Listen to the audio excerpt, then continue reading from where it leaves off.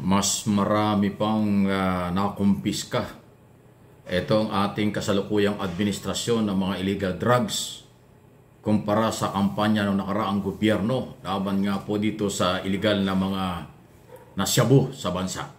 Ito ay matapos nga makahuli base sa record ng PNP pinakamalaki 13 to 14 billion halaga ng drugs dyan po sa lalawigan ng Batangas na personal pang pinuntahan ni Pangulong Marcos para inspeksyonin at tanungin kung bakit may ganyan at saan nanggaling at sino ang mga posibleng sangkot dito.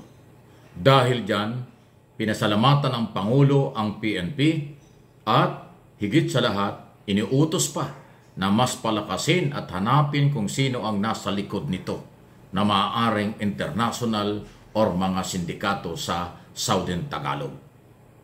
Nang wala pong casualties o wala pong anumang karahasang nangyari. Yan ang malaking pagkakaiba. Mas malaking volume ng drugs na kumpiska nang walang nagkaroon po ng walang buhay na nabuwis o walang buhay na nawala. Kung kukumpara natin sa nakarang administrasyon, alam naman natin napakarami ng mga casualties. Kaya nga po may kaso sa International Criminal Court dahil sa di umano paglabag sa karapatang pantao. So mas lumalabas na okay itong kampanya ng PNP ngayon dahil rule of law ang pinapairal. Anong ibig sabihin?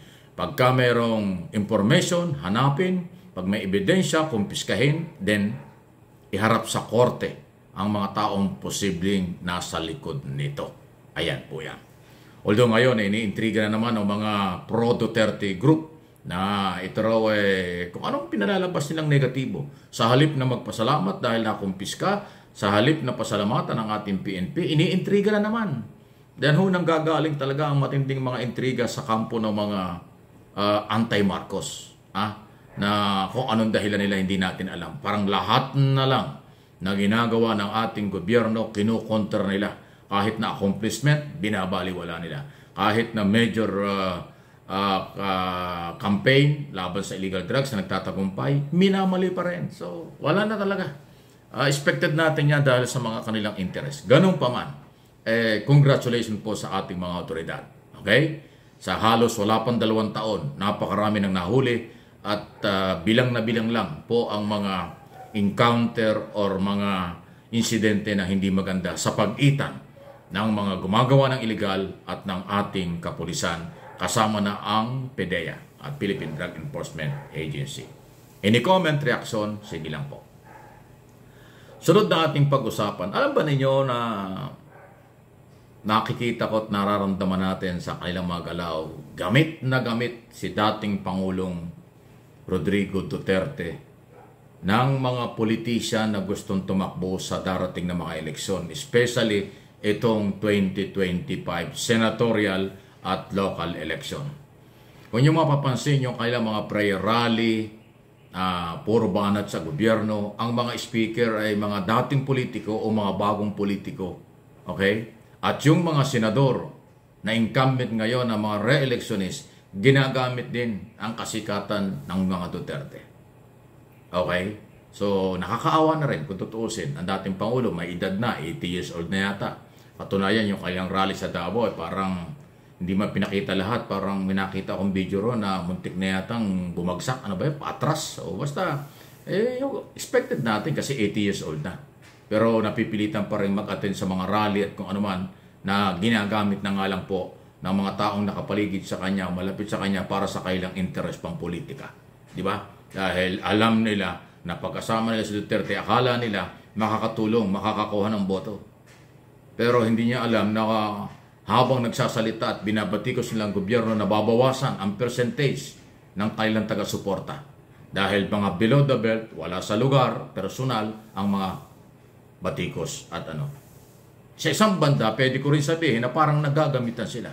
Maaring nagagamit ni Duterte ang mga politiko para mag-organisa ng mga rally at makapagsalita siya ng gusto niya sabihin na wala namang makapagpigil kahit na parang mga unethical na ang mga batikos o mga topic. Sa isang banda naman, ginagamit na rin nga ng mga gustong makilala para pumasok sa politika ang pangalan ng Duterte. So, ano yun? So, kung nagagamitan o nagagamit si Duterte, kayo lang yon. Pero sa tingin ko, hindi kayo makakahikayat ng mga galing sa lehitimong oposisyon o galing sa mga Marcos supporters o loyalists na sumama sa inyo during election. Malamang, kahit na mga incumbent senador, baka malaglag pa nga dahil sa kailang mga performance na pro-Duterte, anti-Marcos, walang nakitang magabuti, lahat kasamaan, lahat paninira sa ating kasalukuyang gobyerno. Ano inyong masasabi dyan sa isyong yan? Okay? Malaya tayo sa ating mga opinyon, lahat tayo entitled sa opinyon. Ang nagsasabing mali ang ating opinyon, nagmamagaling lang yon. O inggit lang, o naninira lang, katulad ng kanilang grupo. Yan ang agenda araw-araw. Kahit fake, pinaninindigan. Alam nilang fake, pinaninindigan. Di ba? Yun eh. Okay, itong isyong ito sinagot na po ni Commodore or General J. Tariela, ang tagapagsalita ng Philippine Coast Guard sa West Philippine Sea. Hindi propaganda ng China ang pagsasabi na merong agreement. Hindi rin propaganda ng China ang ginagawa nila sa West Philippine Sea.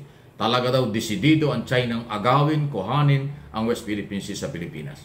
At yung mga harassment na ginagawa ng China sa ating Coast Guard, sa ating military resupply ay pagpapatunay na hindi yan propaganda. Talagang seryoso sila.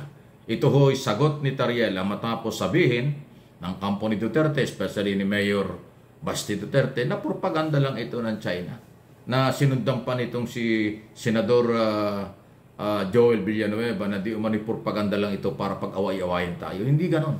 Meron daw po talagang agreement or sekretong pakikipag-ugnayan ang nakaraang gobyerno sa China kaya masyado silang agresibo. Sa kabila ng pagbubuwis ng buhay ng ating Coast Guard, ng ating Navy, ng ating mga mangingisda sa West Philippine Sea, hindi yan propaganda. Talagang nang aagaw sila. Kaya hindi daw totoo na yung sinasabi niya na sa halip magkaisa ang Pilipino at suportahan si Pangulong Marcos, ang ating Coast Guard, ang ating military, panindigan ang West Philippine Sea. Tama naman po yun. Maaaring nagsasabing ito ay propaganda ng China, inililigaw lang nila para hindi makapokus ang taong bayan at ang gobyerno na kontrahin yung pang-aagaw ng China. So talagang lutang na lutang ang mga gimmick ng mga pro-China o pwedeng pabor sila sa China dito sa isyong ito. At kailanman ayaw nilang manindigan na paboran ang Pilipinas sa kabila na atin ang West Philippine Sea. Exclusive economic zone. Yung minamali yan, kampo lang nila. Yung ayaw maniwala dyan, sa kanila galing yan. Pero tayo naniniwala at maraming Pilipino atin yan, kaya tama ang paninindigan ng Office of the President. Diba? Yun lang yun. Ewan ko lang sa inyo, ha? O, kailangan po yan. Okay?